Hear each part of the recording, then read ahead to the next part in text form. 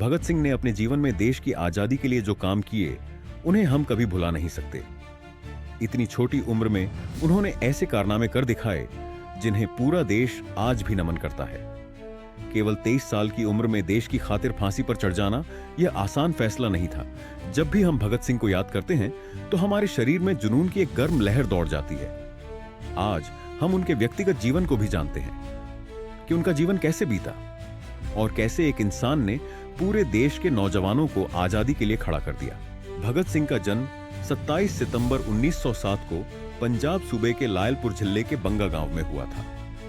आज यह इलाका पाकिस्तान का हिस्सा है। भगत सिंह के पिता का नाम सरदार किशन सिंह था। उनकी माता का नाम विद्यावती कौर था।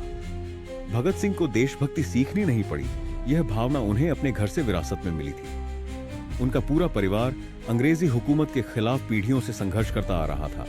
उनके दादा अर्जुन सिंह, उनके पिता किशन सिंह, उनके चाचा अजीत सिंह और उनके चाचा स्वर्ण सिंह। चाचा स्वर्ण सिंह केवल 23 साल की उम्र में जेल की यातनाओं का विरोध करते हुए शहीद हो गए थे। चाचा अजीत सिंह को देश छोड़कर विदेश जाना पड़ा था। दादा और पिता आए दिन आंदोलनों की अगुवाई करते हुए जेल जाते रहते थे। घर में जेल, आंदोलन, भाषण और कुर्बानी रोज की बातें थीं। इसी माहौल ने भगत सिंह के भीतर आजादी की आग बचपन से ही जला दी थी। भगत सिंह को आजादी को लेकर कितनी बेचैनी थी, इसका सबूत उसके बचपन में एक वाक्य से मिलता है। तब उनकी उम्र मात्र 5 साल की थी। एक दिन उनके पिता किशन सिंह उन्हें अपने दोस्त नंद किशोर मेहता के खेत पर लेकर गए। किशन सिंह और नंद किशोर मेहता आपस में बातचीत करने लगे और भगत सिंह अपने खेल में व्यस्त हो गए। अचानक नंद किशोर मेहता की नजर भगत सिंह के खेल पर पड़ी। वह मिट्टी के एक ढेर पर छोटे छोटे तिनके गाड़ रहे थे। मेहता ने पूछा, बेटा यह क्या कर रहे हो? भगत सिंह ने बाजवाब दिया, मैं बंदूक बो रहा हूं। मेहता ने हैरानी से पूछा, किस लिए? भगत सिंह ने दृढ़ स्वर में कहा, अपने देश को आजाद कराने के लिए। इन बंदूकों से मैं अंग्रेजों को अपने देश से भगा दूंगा। इतना सुनते ही नंद किशोर मेहता दंग रह गए। उन्होंने किशन सिंह से कहा, तुम्हारा यह बच्चा एक दिन दुनिया में तुम्हारा नाम रोशन करेगा। देशभक्ति में इसका नाम अमर होगा।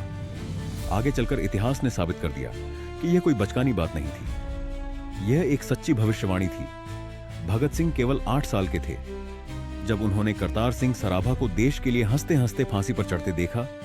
वह दृश्य भगत सिंह के मन में हमेशा के लिए बस गया। तभी से करतार सिंह सराभा उनके लिए सिर्फ एक नाम नहीं रहे, वह उनके आदर्श बन गए। जलियांवाला बाग हत्याकांड। भगत सिंह की उम्र तब लगभग 12 साल थी। 13 अप्रैल 1919 शाम के लगभग 4 बज रहे थे।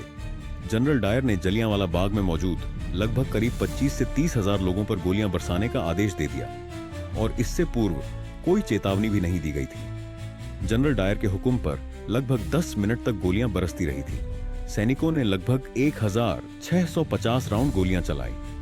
कहा जाता है कि इस नरसंहार में लगभग 1000 लोग मारे गए। यह पहला मौका था भगत सिंह के मन में अंग्रेजों के खिलाफ नफरत बहुत ज्यादा बढ़ गई थी। इस घटना ने भगत सिंह को अंदर से झंझोर कर रख दिया था। जलियांवाला बाग के नरसंहार ने लोगों के भीतर गुस्सा भर दिया था, मगर उस गुस्से को कुछ समय तक गांधी जी के नए प्रयोग के आश्वासन ने थामे रखा। उस समय महात्मा गांधी अंग्रेजों के खिलाफ असहयोग आंदोलन चला रहे थे। गांधी जी को इस बात का यकीन था कि अहिंसा के जरिए देश को आजादी मिल सकती है। ऐसा मंजर हर तरफ दिख भी रहा था। लेकिन इसी बीच चौरा चोरी कांड हो गया। गोरखपुर के पास चौरा चोरी नामक एक जगह पर आंदोलनकारियों ने थाने में आग लगा दी और 22 पुलिसकर्मियों को आग में जला दिया। इसी कारण महात्मा गांधी ने अपना असहयोग आंदोलन अचानक से वापस ले लिया। इससे लाखों नौजवानों को धक्का लगा। उन्होंने अपने देश की आजादी के लिए क्रांतिकारी मार्ग चुनना पसंद किया। यही वह वक्त था जिसमें आजादी पाने की फिलॉसफी की बुनियाद हिंसक क्रांति बन गई। नौजवानों के गर्म खून में शहादत के जज्बात उबलने लगे। वह अंग्रेजों से किसी भी कीमत पर बदला लेना चाहते थे और भगत सिंह ने आजादी के लिए हिंसा का रास्ता चुन लिया और गोली बंदूक के दम पर अंग्रेजों से बदला लेने के रास्ते पर चल पड़े। भगत सिंह जी ने शुरुआती पढ़ाई अपने गांव बंगा, जिला लायलपुर, अब पाकिस्तान में की। आगे चलकर उन्होंने डीएवी स्कूल लाहौर में पढ़ाई की, लेकिन अंग्रेजी सरकार के खिलाफ चल रहे आंदोलनों के कारण स्कूल छोड़ दिया। इसके बाद उन्होंने नेशनल कॉलेज लाहौर में दाखिला लिया, जहां वे ग्रेजुएशन स्तर तक पढ़े। इसी दौरान उनका झुकाव पूरी तरह पढ़ाई से ज्यादा क्रांति और विचारधारा की ओर हो गया। भगत सिंह की यह सोच थी कि आजादी भीख में नहीं मिलती, उसे छीनना पड़ता है। 1926 में भगत सिंह ने चंद्रशेखर आजाद के नेतृत्व वाली क्रांतिकारी party Hindustan Republican association join की, जिसका मकसद सशस्त्र क्रांति के जरिए अंग्रेजी हुकूमत को उखाड़ फेंकना था। बाद में 1928 में इसी संगठन का नाम बदलकर हिंदुस्तान सोशलिस्ट रिपब्लिकन एसोसिएशन रखा गया, ताकि आजादी के साथ साथ एक शोषण मुक्त समाजवादी भारत बनाया जा सके। 1928 में साइमन कमीशन भारत आया।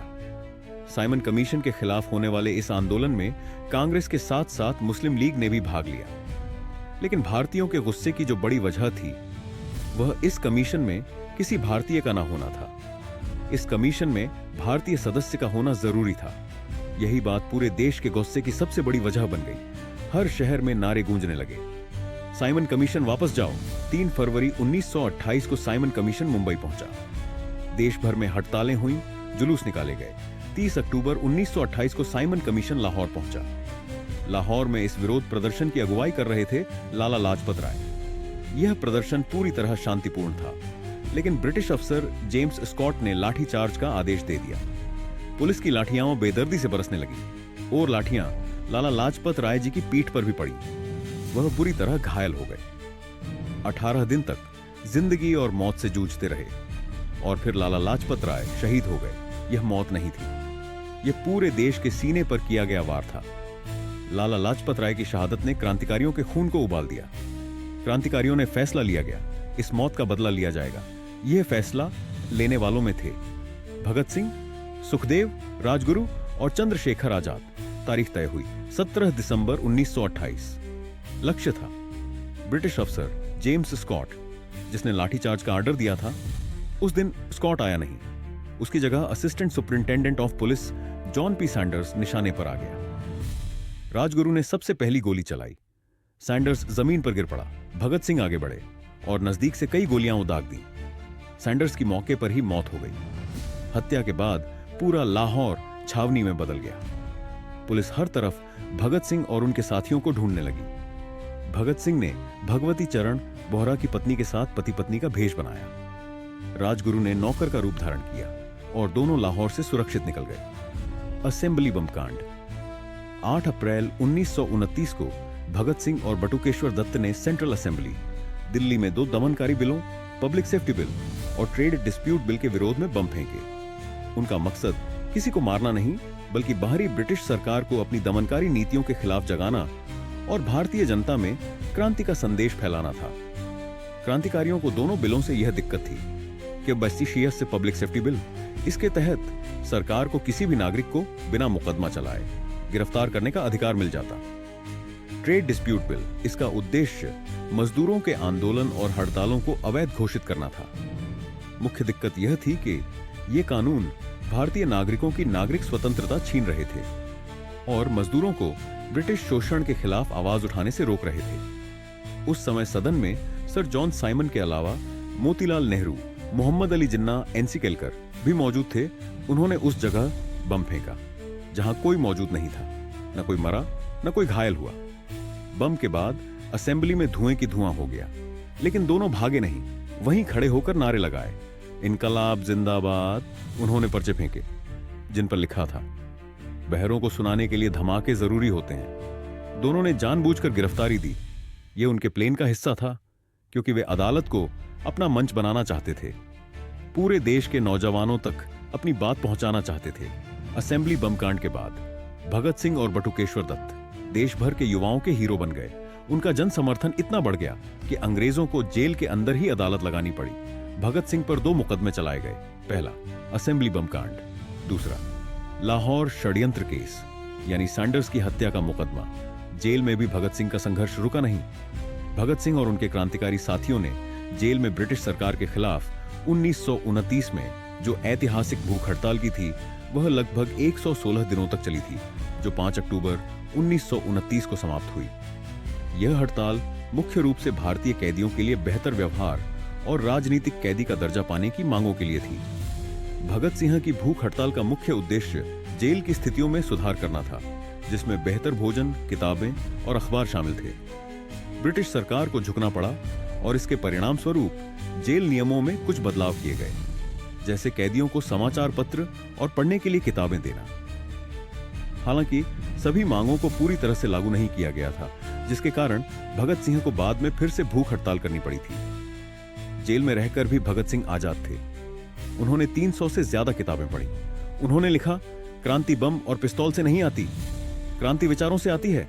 उनके लेखों ने देश भर के युवाओं को झकझोर दिया। 7 अक्टूबर 1930 को भगत सिंह, सुखदेव और राजगुरु तीनों को फांसी की सजा सुना दी गई। फांसी की तारीख तय हुई 24 मार्च 1931। पूरा देश सड़कों पर उतर आया।